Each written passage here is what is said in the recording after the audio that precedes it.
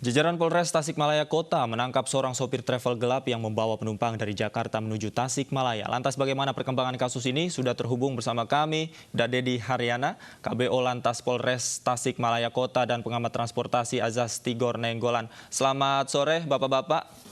Selamat sore Pak Dedi dengan Mas Davi. Baik, sebelum saya ke Bang Tigor, saya ke Pak Dedi terlebih dahulu. Pak Dedi, bisa dijelaskan bagaimana penangkapan travel gelap ini bisa terjadi, Pak? Dan memang melalui jalur mana, Pak, sehingga mereka bisa menembus kota Tasikmalaya, Pak? Untuk kronologis penangkapan travel gelap yang dilakukan jajaran Satlantas Polres Tasikmalaya Kota itu pada hari Kamis tanggal 30 dini hari pukul 2.30 tepatnya di pos Batu Nungku menghubungi kota Tasikmalaya dengan kecurigaan petugas checkpoint yang berada di Batu Nungku karena tiap dini hari kendaraan tersebut sering lewat ke pos tersebut. Pas waktu itu petugas checkpoint memeriksa dan memberhentikan kendaraan tersebut. Kebetulan kendaraan tersebut juga sudah tersebar di medsos karena kendaraan tersebut sering membawa penumpang dari Jakarta. Baik, Pak Dedi, dari pengakuan sopirnya ini sudah berapa kali mereka beroperasi, Pak? Pengakuan sopir 5 kali, David. 5 kali mengangkut dari Jakarta ke Tasikmalaya. 5 kali semuanya ke Tasik, Pak? Ke Tasik, kebetulan travel tersebut asal dari Tasikmalaya. Baik, kemudian bagaimana treatment yang dilakukan, Pak, kepada para penumpang tersebut, Pak? Apakah memang tes kesehatan sudah dilakukan pada mereka?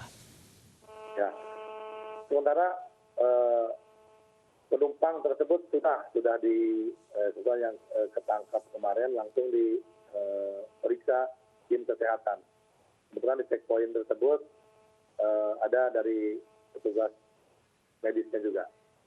Baik, saya ke Bang Tigor. Bang Tigor, larangan sudah diberlakukan, kemudian sanksi dan pos sekat juga sudah didirikan oleh aparat. Tapi nyatanya masih ada saja travel-travel nakal atau masyarakat yang memang mudik ke kampung halaman mereka masing-masing. Anda melihatnya seperti apa ini, Bang Tigor? Iya, Davi. Jadi persoalannya ada beberapa penyebab itu terjadi terus pelanggaran. Pertama, sekarang ini kan secara ekonomi sedang sulit ya. Perusahaan-perusahaan transportasi juga udah mulai kolaps.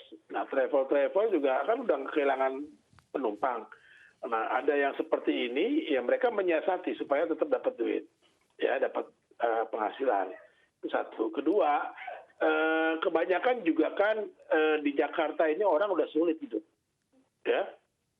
Gambarannya sudah jelas, banyak yang sudah nggak bisa bayar uang kontrakan, uang kos segala macam. Nah, mereka milih ke kampung gitu loh.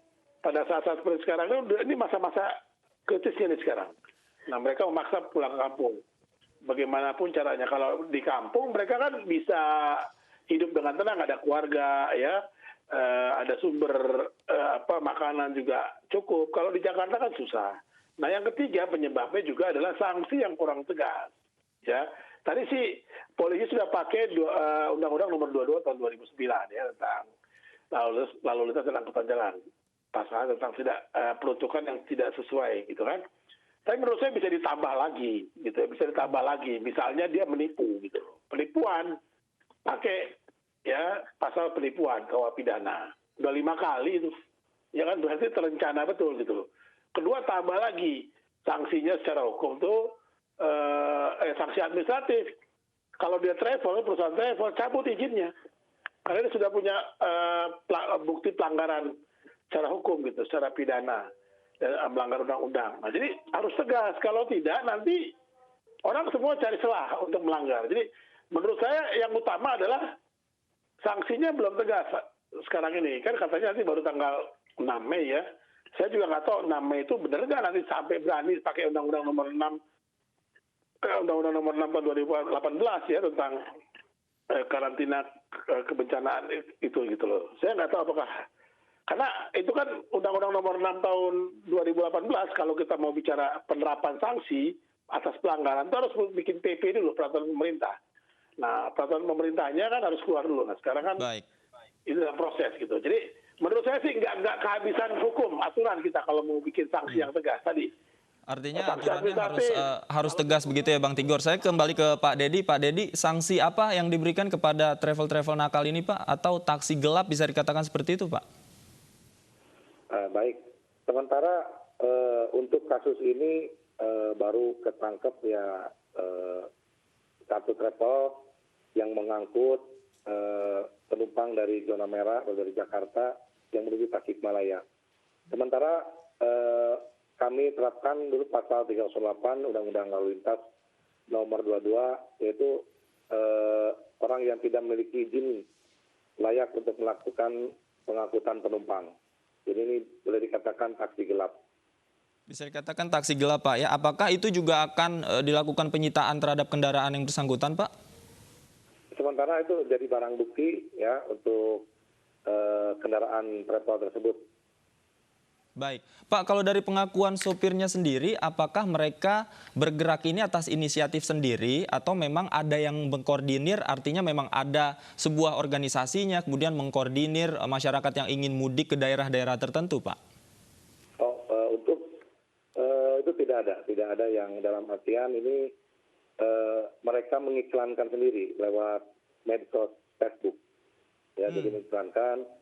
Bisa mengangkut dari zona merah ke walaupun sedang PSBB. Dengan tarif Rp400.000 per orang begitu Pak ya? Dengan tarif 300 sampai 400 ribu per orang. Baik, kemudian jalur mana yang mereka lewati Pak? Bukankah pos-pos pengamatan dan penyekatan juga sudah didirikan di Tasikmalaya Pak? Menurut pengakuan sopir tersebut, jadi dari Jakarta mereka itu janjian di suatu titik kumpul ya dari Jakarta, Bekasi, Tangerang, terus menurut Karawang Barat, lewat Buah Batu, lewat belakang langsung masuk jalur Cileunyi. Setelah jalur Ciawi mereka lewat jalur Lingkar, tembus ke jalur Singaparna, kemudian kedapatan di pos Mangkubumi, pos Batu Nungku. Baik, ada berapa sih Pak memangnya pintu masuk ke arah Tasik Pak, khususnya jalur-jalur tikus ini Pak? Apakah memang sudah ada penjagaan di sana atau seperti apa Pak? Untuk jalur checkpoint di Tasik, untuk jalur utama itu ada dua, yaitu di pos TTU Kadipaten, ya, dan pos perbatasan dengan Tasik Kabupaten, yaitu pos Batu Nungku yang di Kecamatan Mangkubumi, Kota Tasikmalaya. Pak, kalau untuk penumpangnya sendiri yang diamankan ini, mereka ini hubungannya seperti apa Pak? Apakah satu keluarga atau tetangga atau seperti apa Pak? Ini kebetulan teman kerja yang kerja di Jakarta. Teman kerja Pak ya hubungannya Pak. Ya. Pak, bicara soal travel ini kan sudah 5 kali. Tadi Anda katakan sudah 5 kali begitu bolak-balik mengantarkan penumpang ke Tasik. Kemudian pengawasannya setelah memang hal ini terjadi seperti apa Pak? Apakah memang ada pemeriksaan khusus yang dilakukan oleh aparat terhadap travel-travel nakal ini Pak? Ya, mungkin ini akibat dari kecurigaan yang di pos checkpoint karena kendaraan tersebut ya dikirakan untuk plat nomornya itu karena asli daerah Tasikmalaya. Jadi kami tidak ada curiga karena ini tiap dini hari lewat ya petugas langsung memeriksa kendaraan tersebut. Baik, saya kembali ke Bang Tigor. Bang Tigor, ini nyatanya banyak jalur-jalur alternatif ini yang memang digunakan oleh warga, Pak. Padahal sudah ada pos penyekatan, pos jaga. Ini Anda melihatnya seperti apa, Bang? Apakah kurang ketat dilakukan penjagaan di sana, Bang Tigor? Nah, itu menurut saya pertama memang kurang ketat dan kurang konsisten ya. Pihak petugas. Jadi tadi kan cuma dua pos aja tuh ya. Hanya 2 pos. Sementara pintu masuk ke Tasik itu banyak sekali gitu. Nah, untuk menyiasati ini sebetulnya apa? Kasih sanksi tegas dan itu diangkat, diekspos supaya orang takut, jerah gitu loh. Jadi harus ada strategi bagaimana supaya kebijakan itu berjalan, ya, bukan cuma ikut alur proses begitu saja, ya.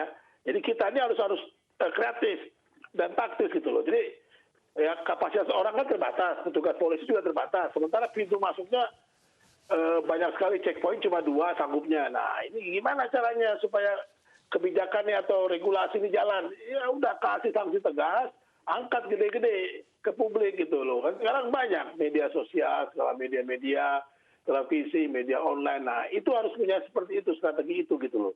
Dan itu bisa dilihat oleh publik. Jadi orang mikir kalau dia mau mudik ke Tasik. Itu satu. Kedua, ini saya pikir bukannya biasa-biasa, itu sudah terorganisir gitu loh ya. Dia ambil rutenya Tasik, itu biasa, itu pasti ada jaringannya gitu loh ya. Bisa dapat penumpang khusus Tasik, itu jelas ada jaringannya. Nah ini yang juga harus konsisten, kreatif juga. Menggali atau mengeksplor sebuah fenomena menjadi sebuah fakta hukum gitu loh. Jadi ini penting supaya larangan mudik itu bisa jalan. Harapan Presiden bahwa ada pengendalian terhadap penyebaran COVID-19 dari zona merah ke zona yang tidak merah itu bisa dipotong gitu loh, dihentikan begitu. Kalau masih kayak gini-gini konvensional gitu ya, saya nggak jamin lah ya. Kita ini udah 2 bulan gitu loh. Ya pasti kayak ini boleh dibilang kita kurang serius lah bekerjanya gitu loh ya. Bayangin udah 2 bulan begini-gini aja hasilnya gitu loh. Semua kebijakan dilakukannya konvensional begitu-gitu aja gitu. Oke, baik. Terima kasih Bang Azas Tigor Nenggolan. Sebelumnya juga ada Pak Dedi Haryana. Terima kasih sudah bergabung bersama kami di Special Report. Kita harapkan bersama bahwa hal ini tidak terjadi lagi, Bapak-Bapak. Terima kasih, selamat sore.